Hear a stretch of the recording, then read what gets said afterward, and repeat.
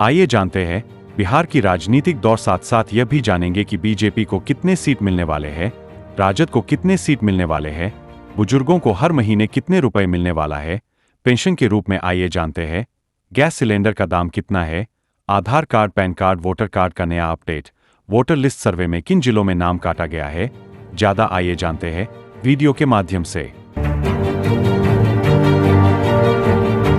CM Rekha Gupta ने स्वतंत्रता दिवस पर लिया ये बड़ा संकल्प, दिल्ली वासियों को मिलेगी राहत। स्वतंत्रता दिवस पर मुख्यमंत्री रेखा गुप्ता ने ऑपरेशन सिंदूर के लिए भारतीय सेना को नमन किया। उन्होंने यमुना सफाई पर जोर देते हुए कहा कि यमुना दिल्ली की आत्मा है और इसे अविरल बनाने का वचन दिया।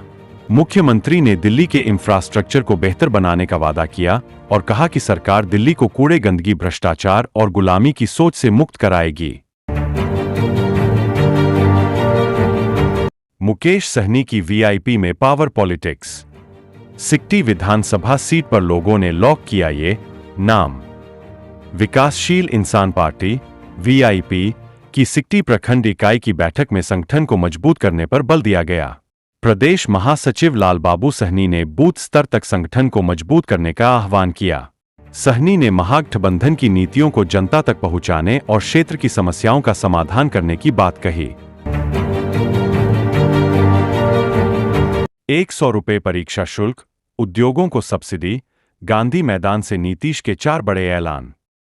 पटना के गांधी मैदान में स्वतंत्रता दिवस समारोह को संबोधित करते हुए मुख्यमंत्री नीतीश कुमार ने बिहार के लोगों के लिए 4 बड़े ऐलान किए। इनमें परीक्षा शुल्क घटाकर 100 रुपये करने, 7 नए मेडिकल कॉलेज खोलने और उद्योगों के लिए सब्सिडी देने की घोषणाएं शामिल है।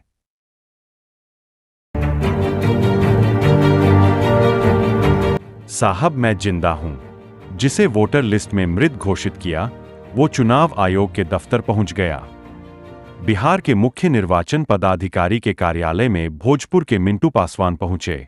उनका नाम एसआईआर के बाद आई ड्राफ्ट वोटर लिस्ट से मृत बताकर हटा दिया गया। मिंटू ने चुनाव आयोग से कहा कि वह जिंदा है। इन 4 दिग्गजों में से कोई एक नाम या फिर चौंकाएगी भाजपा। उपराष्ट्रपति चुनाव को लेकर हलचल तेज। न्यूज एजेंसी पीटीआई की एक रिपोर्ट के अनुसार इंडिया गठबंधन संयुक्त उम्मीदवार उतारने की तैयारी में है। कांग्रेस अध्यक्ष मल्लिकार्जुन खड़गे विपक्षी दलों से संपर्क कर रहे हैं ताकि किसी नाम पर सहमति बन सके। स्वतंत्रता दिवस से एक दिन पहले पश्चिम बंगाल की मुख्यमंत्री ममता बनर्जी ने बड़ा बयान दिया है। ममता बनर्जी ने गुरुवार को कहा है कि यदि बंगाल न होता तो भारत को आजादी नहीं मिलती, क्योंकि रविंद्रनाथ टैगोर और सुभाष चंद्र बोस जैसी हस्तियां यही पैदा हुईं। पूर्णिया कोर्ट में मियां बीवी का हाई वोल्टेज ड्रामा, केस के डेट पर आए पति को पीटते हुए खींच ले गई पत्नी। शादी के बाद 1 साल वैवाहिक जीवन ठीक से चला, लेकिन उसके बाद दोनों के बीच विवाद होना शुरू हो गया। लड़की पक्ष का आरोप है कि पति और ससुर शराबी है। स के दस्तावेजों में शामिल होगा आधार कार्ड, सुप्रीम कोर्ट का ईसी को निर्देश। तेजस्वी बोले, हम जीत गए। कोर्ट ने आयोग को साफ निर्देश दिया कि स के लिए स्वीकार्य 11 दस्तावेजों की सूची में आधार कार्ड को भी शामिल किया जाए। आयोग को विज्ञापन के जरिए इसकी जानकारी मतदाताओं को देनी होगी। इलेक्शन की सीट की फिक्र नहीं, अखिलेश के एक्शन पर पूजा पाल का जवाब। सीएम योगी की तारीफ करने के बाद कौशांबी की चायल सीट से सपा विधायक पूजा पाल को अखिलेश यादव ने पार्टी से निकाल दिया। अखिलेश के इस एक्शन पर पूजा पाल ने जवाब देते हुए सोशल मीडिया पर पोस्ट किया है। अब नहीं जाना पड़ेगा मुंबई, दिल्ली को ही बनाएंगे फिल्मों का हब, मुख्यमंत्री रेखा गुप्ता ने की घोषणा।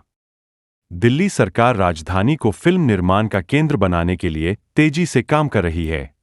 मुख्यमंत्री रेखा गुप्ता ने कहा कि फिल्म शूटिंग के लिए सिंगल विंडो सिस्टम से अनुमति दी जाएगी। सरकार फिल्म इंडस्ट्री के विकास और सुविधाएं देने की योजना बना रही है। बंगालियों का अपमान नहीं करूंगी बर्दाश्त, ममता बनर्जी बोली, भाषाई आधार पर उत्पीड़न क्यों किया जा रहा। मुख्यमंत्री ममता बनर्जी ने भाजपा शासित राज्यों पर बंगाल के प्रवासी मजदूरों के साथ भाषाई आधार पर उत्पीड़न का गुरुवार को फिर आरोप लगाते हुए भाजपा व केंद्र पर जोरदार हमला बोला। 79वें स्वतंत्रता दिवस की पूर्व संध्या पर दक्षिण कोलकाता के बेहला में आयोजित एक कार्यक्रम को संबोधित करते हुए ममता ने स्पष्ट कहा कि मैं बंगालियों का अपमान हरगिज बर्दाश्त नहीं करूंगी। बिहार के लोगों के लिए अब सरकार रेल मार्ग को दुरुस्त करने में जुट गई है। पटना से बिहार के प्रमुख शहरों के लिए सुपरफास्ट ट्रेन चलाई जाएगी। बिहार सरकार की तरफ से यह योजना बनाई गई है। जल्द ही इसे लेकर केंद्र सरकार के पास प्रस्ताव भेजा जाएगा।